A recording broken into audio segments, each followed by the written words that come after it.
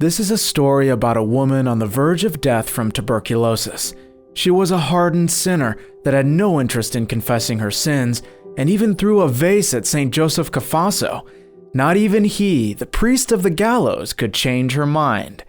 Only St. John Bosco, cunning as a fox, managed to even approach her deathbed. We'll hear this inspiring conversation between saint and sinner in this episode of The Miracles and Prophecies of St. John Bosco, a project of America Needs Fatima. I'm your host, Matthew Miller. Before we begin this story, I just want to make it clear that our saint did not only seek after notorious evildoers in the confessional, but was equally as concerned with more scrupulous souls. Once, a fellow priest was exasperated in hearing the protracted confessions of pious women who prayed in the church all day, and our saint set him straight. Don Bosco wrote, "I remember that, early on, the parish priest of Castelnuovo used to criticize the so-called holy holies in private and even from the pulpit. He said they wasted the confessor's time, could explain themselves better, and be more concise in their narrations. He suffered much because of that, as no one went to confession to him anymore. His words caused the villagers to distance themselves from him. All those wishing to confess went to the auxiliary pastor.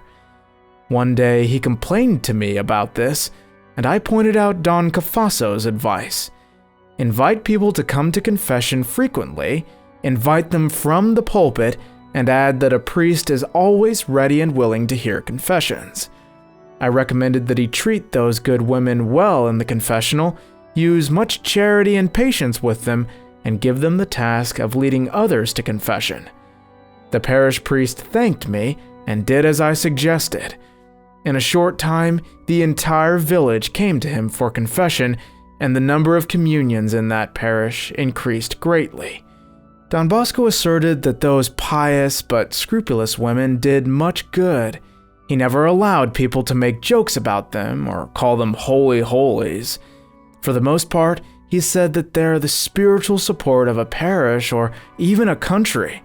Not caring for or mistreating them makes a whole country cold concerning the attendance of the sacraments. Having recourse to these good women is often the best way to make piety flourish in a population. They're zealous for worship in the house of God, work to prevent or remove scandal, and gather the means to promote a spiritual or corporal work of mercy. What usually makes them somewhat burdensome is only a little ignorance and excessive fear.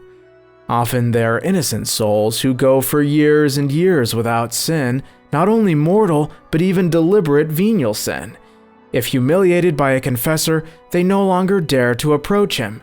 They talk about it with their friends and acquaintances, and involuntarily stifle the piety of all those they approach.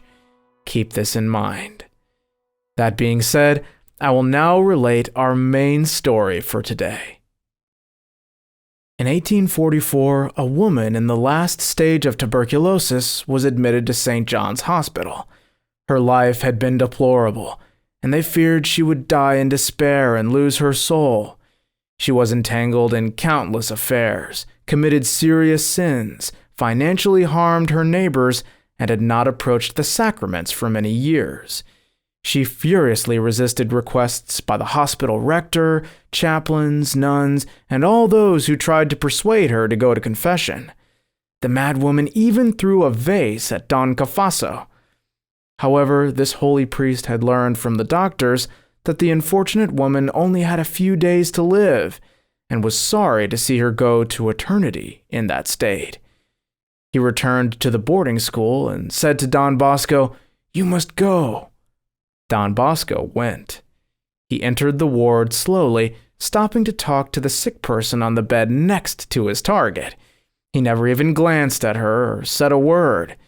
Then he passed by her bed without stopping and talked with a sick woman lying on the other side. The suffering woman followed the priest with her eyes, and, seeing how he never stopped by her bed, said a word, or even looked at her, asked, "How come he does not stop by me?" "Oh yes, gladly," Don Bosco replied. He took a chair, sat by her bed, and said, "Well, Tell me some soothing words. There's one word I want to say to you. What is it? Confession. Confession. It's been a long time since I went to confession. So do it now. Well, you see, this morning, another priest came and wanted to hear my confession, but I mistreated him and made him leave. Don Bosco shook his head. Let's not talk about that right now.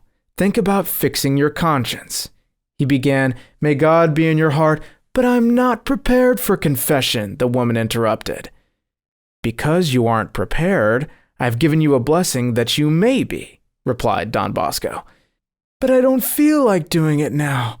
When cured, I will go to confession in some church in Turin or make my devotions here in the hospital chapel as soon as I can. And do you think you can still get well? I'm feeling better now. That's what it seems to you, but you're not. How so? Do you want me to say a word on the doctor's behalf or on God's behalf? Not on the doctor's behalf, but rather on behalf of God. Well then, in God's name, I say to you that, in His mercy, He grants you a few more hours to think about your soul. It's 4 o'clock in the afternoon, and you still have time to confess and receive the holy oils and the papal blessing. Have no illusions. Tomorrow you will be in eternity. Really? But that's not possible. I told you that I'm not speaking to you on behalf of men, but on behalf of God. Oh, eternity, eternity. What a word, it scares me.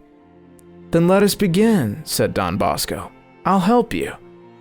But I insulted that priest, and I'm sorry to think of my furious manners. Don't doubt. Rest assured that I know that priest, and that's enough. Leave all that bother to me. The poor woman went to confession to him and died that very night in the state of grace. Thank you all so much for watching, and if you'd like to be included in our Saturday Mass intentions for the promoters of St. John Bosco, please follow the link in the description below. God bless you, and Our Lady keep you.